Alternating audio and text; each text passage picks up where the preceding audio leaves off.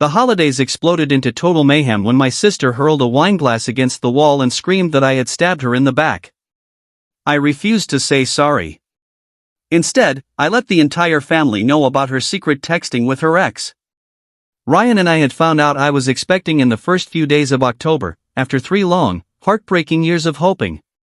We were overjoyed but terrified. Last year's early loss had nearly destroyed us. My OB said the scans looked perfect but strongly recommended waiting past the 14-week mark before spreading the news. We picked Christmas Day because every relative would be under one roof, and by then I would be a safe 16 weeks alone. I had only confided in my brother Ethan and our cousin Megan because they'd walked through the miscarriage with us and constantly checked in. They swore to keep quiet, and they did. My older sister Charlotte is 34, a mother of 5, and firmly believes she is the family's official authority on all things pregnancy-related. The week before the 25th, she called and point-blank asked if there was any news. I brushed it off, saying I couldn't wait to see everyone in person. She said I'd seen different 4 weeks and kept pressing. I changed the subject to her kids. She dropped it, but I could hear the suspicion in her voice. Charlotte is physically incapable of keeping a secret. When I got accepted into grad school, I rang her first, bursting with excitement because she was my sister. Less than an hour later she had already phoned our mom. When Ryan proposed, I called her sobbing happy tears. She posted it on Facebook and tagged half the relatives before I'd even caught my breath. When I earned a big promotion, she announced it at Sunday dinner before I arrived. She always insists she just can't contain her excitement for me and that sharing is how she shows love. This time Ryan and I decided, unanimously, that she would find out when everyone else did. After Christmas dinner I stood up, heart pounding, and told the room we were expecting a baby in May. The table erupted, cheers, hugs, tears of joy from almost everyone. Everyone except Charlotte. She sat frozen, staring at me. Then her face crumpled and she started crying, angry, ugly crying. She demanded to know how far along I was. I told her 16 weeks. 8 weeks of knowing without telling her. Something in her broke. She stood up and yelled that I had deliberately betrayed her, that I was supposed to tell her first, always first, just like she had a right to be the first to know about every single one of her own 5 pregnancies. She insisted sisters tell each other everything instantly, that I had made her look stupid and small. She whirled on our mom, demanding to know if mom had been in on it. When mom said no, Charlotte wanted names. She figured out Ethan and Megan had known and lost it completely, screaming that her own family was conspiring against her, that no one trusted her. Dad told her to calm down and be happy for me.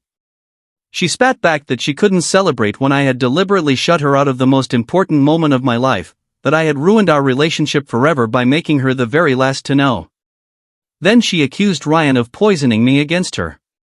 Ryan quietly explained we had only wanted to protect the pregnancy after last year. Charlotte called that ridiculous. She would have supported me no matter what, and now I had made it clear I didn't even consider her real family. Real family, she shouted, doesn't hide life-changing news. The irony nearly choked me, considering how many of my own milestones she had hijacked. Finally Ethan, who had stayed silent until then, said evenly, maybe if you could keep your mouth shut for 5 seconds, people would actually tell you things. Charlotte grabbed her wineglass and hurled it at the wall. It exploded into 1,000 pieces. My 4-year-old nephew burst into terrified sobs. Mom started crying. Charlotte's husband Mark tried to usher her out, but she planted her feet and declared she wasn't leaving until I apologized for humiliating her. I didn't apologize. She called me a cruel sister and stormed toward the kitchen, telling her kids to grab their coats. While she dramatically stuffed leftover containers into grocery bags, I stood up and said, if we're really the kind of family that shares everything the second it happens, then everyone here should know Charlotte has been texting her ex-boyfriend Daniel for the past 8 months. Mark went very still. Charlotte turned the color of paper. The room froze. In the space of 2 heartbeats Mark's face cycled from confusion to devastation. His mouth opened, no sound came out. Charlotte's hands shook so badly she dropped a Tupperware lid. She tried to speak and only a strangled noise escaped. Mark grabbed his coat and walked out without a word. We heard Charlotte run after him, screaming his name in the driveway, begging him to wait. A car door slammed. Tires screeched. Her cries grew frantic, then faded as the car sped away. Charlotte stumbled back inside 25 minutes later, mascara tracks down her cheeks, eyes swollen almost shut. She stood in the doorway gasping for air. She looked around at all of us, then announced that Mark had left and wasn't answering his phone. She tried calling again right there in front of everyone, straight to voicemail. Her trembling fingers could barely type a text. Then she turned to me with pure hatred and said I had destroyed her marriage and traumatized her children over a stupid pregnancy announcement order. She screamed that I was evil, that I would never be forgiven. Even when Mom tried to hush her, she kept shrieking that I had planned the whole thing, that I had waited for the perfect moment to publicly humiliate her. Ryan stood and told her she had attacked me first. She begged him to stay out of it, insisting he had turned me against my own blood. By then, every single one of her kids was crying. Even the 12-year-old had his head down on his arms, shoulders shaking. Dad finally spoke, low and firm. Charlotte needed to own what she had done instead of blaming me for repeating it. She had texted another man and lied to her husband about it for months. Charlotte spun toward Dad and wailed that no one understood how miserable her life was.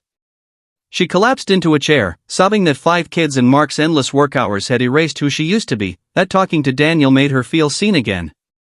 She swore nothing physical ever happened, but she knew the emotional line had been crossed. She looked only at Mom while she apologized over and over. Mom told her gently to take the children home, that we all needed time. Charlotte nodded numbly, gathered coats and shoes with shaking hands, and left without looking at me once. Her oldest son held his little brother's hand as they walked out. The door closed behind them and the house felt like a tomb. Megan quietly fetched the broom and swept up the big shards. Ethan and I cleared plates in total silence. Mom stood at the sink crying without sound. Dad sat staring at nothing. Ryan carried dishes for me. An hour later we said quiet goodbyes and drove home. Halfway there I started sobbing and couldn't stop. This was supposed to be the beautiful memory of telling our families about the baby we'd waited years for. Ryan held my hand over the console and reminded me none of this was my fault, that Charlotte had attacked me first, thrown a glass, melted down because she wasn't the center of attention for once. I knew he was right, but the image of Mark's face when the truth hit him, the sound of those kids crying, it gutted me. At home I cried in the shower until the water went cold. Ryan made tea we didn't drink and put on a movie we didn't watch. The next morning my phone showed 20 missed calls and a flood of texts. Mom's longest message asked how on earth I knew about Daniel. I called her immediately. I explained that a month ago Charlotte had handed me her phone in the car to read a text aloud and Daniel's name popped up surrounded by heart emojis. When I opened the thread there were hundreds of messages stretching back months, flirty, intimate, wrong. I had carried that secret ever since, unsure what to do with it. Mom made a wounded sound and said she wished I had told her privately instead of in front of everyone. I replied that I wished her daughter hadn't screamed at me and smashed glass because I protected my pregnancy news for once in my life. Mom went quiet, then admitted she understood why I snapped, but the way it came out had caused enormous damage. She told me Charlotte had rung her at 3 a.m. hysterical, that Mark still hadn't come home or answered a single call. Dad phoned an hour later. He said he was proud I stood my ground, that Charlotte had needed a brick wall of reality for years, but he was sick with worry for Mark and the kids. He wanted every detail I had about Daniel. I repeated that I had only glimpsed a handful of texts. I didn't know if they had met in person or how far it went. Dad said Mark was probably trying to answer those same questions. He hoped, for the children, that counseling could fix it, but he wouldn't blame Mark if he walked away. Charlotte ghosted everyone for 4 solid days. I texted to check on her and the kids, nothing. Ethan drove past her house and saw her van in the driveway but no one came to the door. Mom was frantic. Charlotte finally replied to her once, alive, needs space. On the 4th day Mark answered Dad's text. He was staying with his brother Michael and needed time alone. He declined Dad's offer to talk.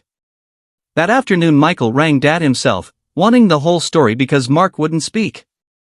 Dad recounted everything, the pregnancy announcement, Charlotte's meltdown, the shattered glass, the bombshell about Daniel. Michael listened without interrupting. When Dad finished there was a long silence, then Michael said Mark had shown up late Christmas night looking like his soul had been ripped out and had barely said 10 words since. Michael asked how bad the Daniel situation really was. Dad said at minimum months of secretive, highly inappropriate messaging, possibly meetings. Michael exhaled and said, then this could get very ugly. Brace yourselves. I hid in our apartment for days. Ryan went back to work Monday and left me alone with my thoughts and a phone that wouldn't stop buzzing. I ignored most of it. Tuesday night Ethan let himself in with the spare key, arms full of takeout containers, and started plating fried rice without asking if I felt like eating. I loved him for acting normal. While we ate he showed me Charlotte's new Facebook statuses, vague quotes about blood not meaning loyalty, about smiling faces hiding knives, about family showing their true colors when you need them most. Commenters asked if everything was okay. In one thread our aunt directly asked if this was about Christmas. Charlotte replied with a single crying emoji. Reading it made bile rise in my throat. She was painting herself as the wounded victim and me as the vicious betrayer, never once mentioning that she had thrown a tantrum and a wineglass because she wasn't the first to know I was pregnant. Wednesday Megan texted that her own mother had called that morning wanting to know if it was true that I had exposed Charlotte's private business out of spite. Someone had fed her mom a version where I was the villain who orchestrated a public execution because my feelings were hurt. Megan set her straight, but wasn't sure she was believed. She figured the twisted tale came from Charlotte's camp. I wanted to scream. Charlotte had omitted the part where she terrorized me at my own baby announcement and was now rewriting history so I look like a monster. Thursday morning Mom called. After asking about the baby she dropped the bomb. She wanted everyone together again on Sunday to talk it through like adults. She had invited Charlotte and Mark. My stomach dropped through the floor. I told her I couldn't handle that kind of stress right now.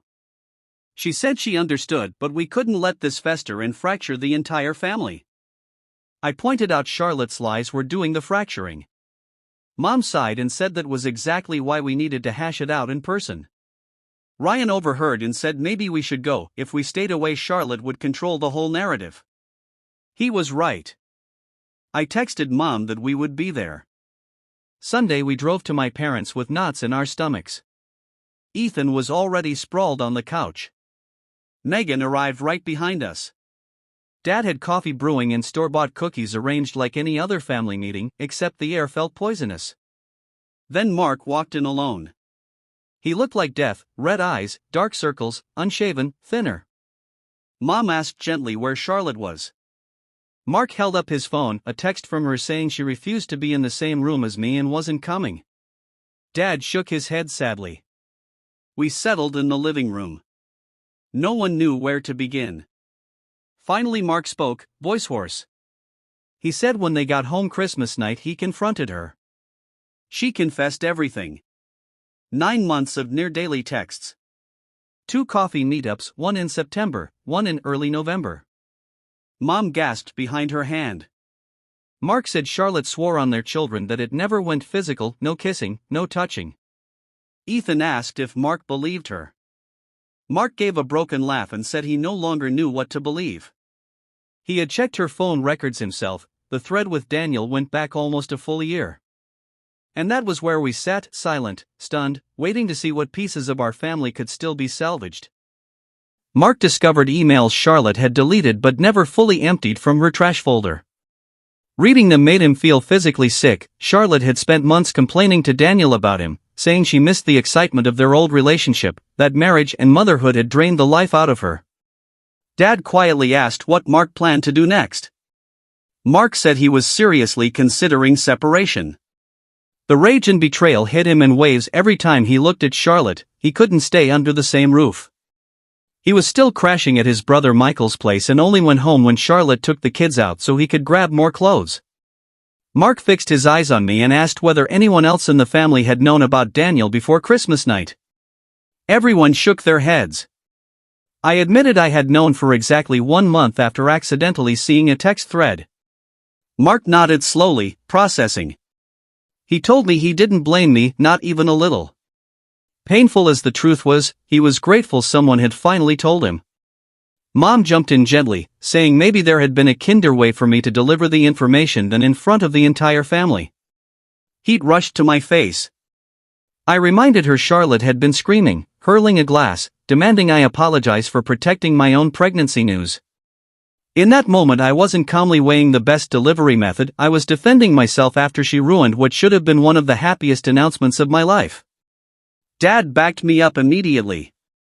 He said Charlotte's years of trampling boundaries and her secret emotional affair were what created this disaster. I was not responsible for the fallout when I finally pushed back. Mom opened her mouth like she wanted to argue, then closed it again. Ethan changed the subject, saying this wasn't about my pregnancy announcement anymore.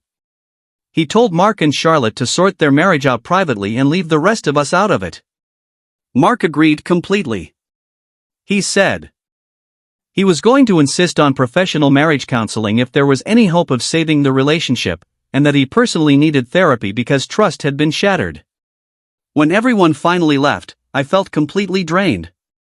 I stared out the car window the whole ride home, watching the world blur past. That same evening an old family friend, Nora Simmons, messaged me on Facebook. She had grown up with my parents and heard something about the Christmas chaos. 10 years earlier she had gone through something almost identical with her own sister, constant boundary violations, private information broadcast to anyone who would listen. It had taken Nora years to learn how to set and enforce limits. She offered to talk if I ever needed advice from someone who truly understood. I messaged back instantly.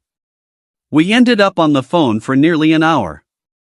She told me the things that had worked for her, being brutally clear about what was and wasn't okay to share, accepting that some people never change and building your peace anyway. For the first time in weeks I didn't feel completely alone. 2 weeks went by. Charlotte still hadn't reached out to me directly, but Mom and Ethan kept me updated. Mark had moved back home but was sleeping in the guest room. They had started counseling. Charlotte had blocked Daniel everywhere and sent him a final message owning her mistake and saying she was choosing her marriage. I didn't know whether to believe she meant it this time. Then on a random Wednesday afternoon a text from Charlotte popped up. She needed to talk in person. Just the two of us. My hands started shaking so hard I almost dropped the phone. I showed Ryan immediately. He asked if he could come. I said yes without hesitation. I wasn't ready to face her alone. I texted back suggesting a neutral coffee shop near our apartment. She agreed and we set it for Saturday at 10. I barely slept Friday night. Ryan and I got to the cafe 15 minutes early and claimed a quiet corner table. Charlotte walked in right on time looking like she hadn't slept in weeks, no makeup, messy ponytail, dark circles matching Mark's. She sat down across from us and started crying before she even ordered. She said her entire life was crumbling. Mark barely looked at her. The kids kept asking why Daddy was in the spare room. She couldn't eat, couldn't sleep, felt like she was losing her mind. Then she met my eyes and said throwing the wine glass had been unforgivable. No excuse. She was deeply sorry. I stayed silent, waiting. She wiped her face and admitted she had been jealous of me for years. That everything in my life looked effortless, my career, grad school, my marriage to Ryan, while she felt buried alive. Hearing it stunned me. From the outside Charlotte had always looked like she had everything, 5 beautiful kids, a big house, a husband who worked hard. I was the one who had miscarried after 3 years of infertility and watched her breeze through pregnancy after pregnancy. She said being just a mom had swallowed her identity. She loved her children but sometimes forgot who she was underneath the diapers and carpools. Watching me travel for work, have adult friendships, keep hobbies, it made her feel like she had thrown her whole life away. She knew resenting me was ugly, but the feelings were there anyway. Texting Daniel had made her feel young and interesting again, like someone actually cared what she thought. Ryan squeezed my hand under the table. Charlotte apologized again, for the glass, for wrecking my announcement, for years of needing to be the first to spread everyone else's news because it made her feel important. She said her therapist was helping her understand why she did that. Mark had given her an ultimatum, serious therapy or he was gone. She had already done 4 individual sessions and couples counseling started the following week. She was trying, but it was hard. I fought for a long time. Christmas Day. I understood she was struggling, but from now on she had to respect my boundaries. That meant never sharing my private information again. Ever. She nodded hard and promised she would try. She asked if I would consider family therapy with her, just the 2 of us and the therapist, to rebuild what we had. I said I needed time to work on myself first. She said she understood. We talked a few more minutes about nothing important, then Ryan and I left. Charlotte hugged me goodbye quick, genuine, not the dramatic performance hug she usually gave. In the car Ryan asked how I felt. Cautiously hopeful, but still bruised. I wanted to believe she was changing, but I had heard promises before. He said we would take it one day at a time and watch her actions, not her words. I was exhausted and napped the whole afternoon. A few days later Dad called to say Mark had been in touch. They were seeing a marriage counselor named Aaron Simmons who specialized in infidelity and trust rebuilding. Mark had moved back home but still slept in the guest room. He had laid down non-negotiable rules: total transparency with phones and accounts, continued individual therapy for Charlotte, strict social media limits. Dad said Mark seemed determined to save the marriage but only on those terms. I was glad Mark hadn't just rolled over. Charlotte needed real consequences. For days after that I had my regular OB appointment. Ryan came with me as always. The ultrasound tech measured everything and said the baby was growing perfectly. My doctor checked my blood pressure, listened to my stress update about family drama, and reminded me that the baby needed me calm and healthy. She said my numbers had been borderline high last visit but looked better today. I promised to keep stress as low as possible. That weekend Charlotte sent me a photo of a worksheet from her therapist, a list she had to make of every time she had violated someone's privacy and how she would make amends. I zoomed in. My pregnancy announcement was at the top, but the list went on for pages, telling Mom about Ethan's new relationship before he could, posting Megan's job news, announcing our cousin's engagement in the family group chat, sharing Dad's minor health scare against his wishes. 15 items on the first page alone. Seeing it written out in black and white made me realize this wasn't just about me. She had done it to everyone for years. I texted back that I appreciated her owning it. She replied with a single heart emoji. The following week Mom called in a panic about the upcoming Christmas. Yes, another one was only weeks away. She asked if we could all be in the same room without a repeat disaster. I said I didn't know, but I would try if everyone else did. She suggested a super casual get-together, no big dinner, just snacks, games, low pressure. I agreed that sounded safer. She put the plan in the family group chat and everyone said yes. The next Saturday Ethan and Megan came over to help set up the nursery.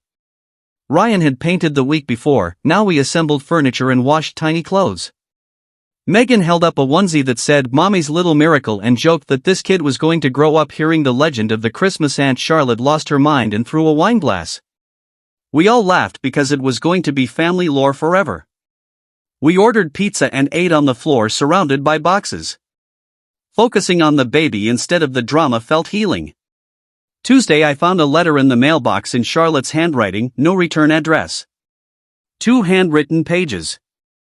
She said her therapist helped her structure it, but every word was hers. She apologized specifically for stealing my graduation joy, my engagement excitement, my promotion celebration, every moment she had hijacked over the years because spreading the news made her feel seen and necessary.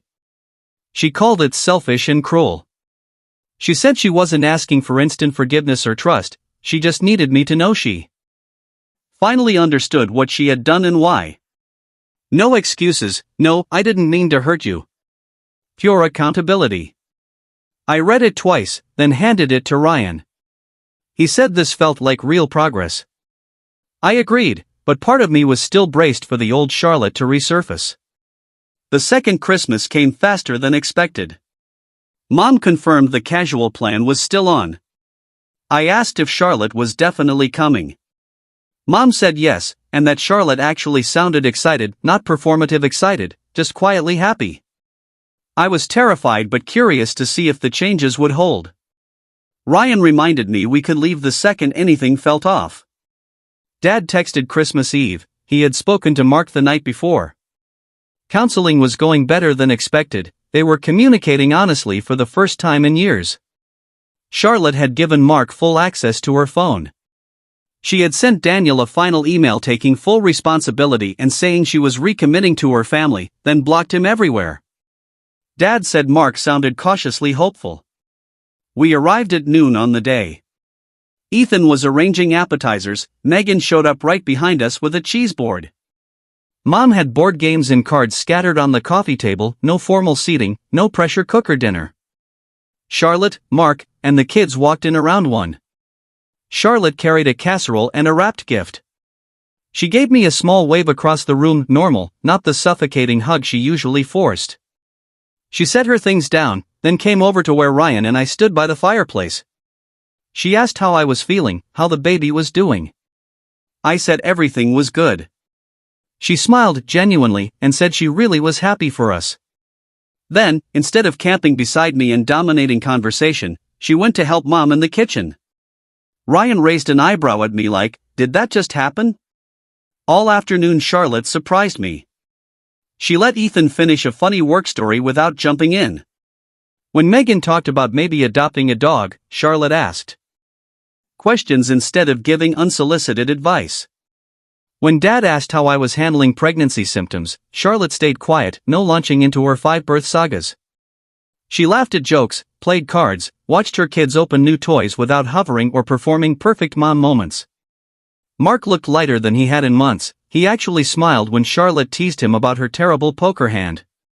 Before we sat down to eat, Charlotte pulled a soft wrapped package from her bag and handed it to me quietly. "For the baby," she said. I opened it, a hand-crocheted blanket covered in tiny stars and moons. "It must have taken weeks." I told her it was beautiful. She just smiled, pleased, and didn't make a big announcement about it. Later, while everyone cleared plates, Mom pulled me into the kitchen, hugged me hard, and whispered thank you for giving Charlotte another chance. She said she was seeing real, lasting change in her daughter for the first time and it meant the world to have both of us under the same roof acting like sisters again. I told her I was still guarding my heart, but today Charlotte really did seem different. Mom said she had prayed for exactly this and it gave her hope. We finished the night with more games and easy conversation. At 8 Charlotte announced bedtime for the kids, gathered coats, hugged everyone goodbye, even me.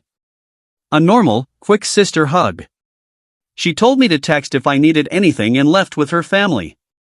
Ethan sidled up after their car pulled away and asked what planet his other sister had been abducted to. Megan said she kept waiting for Charlotte to grab the microphone and make everything about herself and it never happened. Ryan said it was progress, but we stay cautious.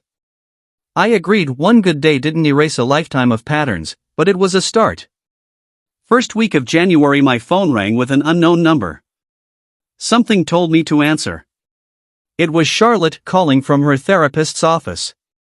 Aaron wanted me to come to one joint session with them. He thought a neutral space might help us talk about everything that still sat between us. My stomach flipped at the thought of sitting across from Charlotte in therapy, but then I pictured my baby someday wanting to know their aunt and cousins. I asked Charlotte if this was really her idea or just the therapist's. She said she missed her sister and wanted to try.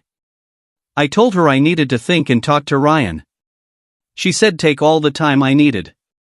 Ryan, Megan, and Ethan all said the same thing. A trained professional keeping the conversation on track could only help. After 2 days I texted Charlotte that I would come to one session and see how it felt. She thanked me like she was scared to hope too hard. Aaron's office called the next day to schedule. 4 days later I walked into a small waiting room. Charlotte was already there, twisting a tissue, looking nervous. I sat opposite her. We didn't speak. A kind-faced man in his 40s wearing glasses stepped out and introduced himself as Aaron. He shook my hand warmly and led us inside. He placed us on 2 separate couches facing each other, took his own chair, and thanked me for coming. He said today was simply about opening safe communication and making sure both of us felt truly heard. He turned to me first and asked me to tell Charlotte, in my own words, how her behavior over the years had affected me. I took a deep breath and said it had made me terrified to trust her with anything that mattered. Every milestone in graduation, engagement, promotion, this pregnancy, was taken from me the second I shared it because she had to be the one to tell everyone. My happiest moments stopped feeling like mine. And the pregnancy announcement was the final straw because I'd lost. Don't forget to like, subscribe, and hit that bell icon so you never miss a twist. Stay tuned to Reddit Tales Times for your daily dose of drama, laughs, and unbelievable stories.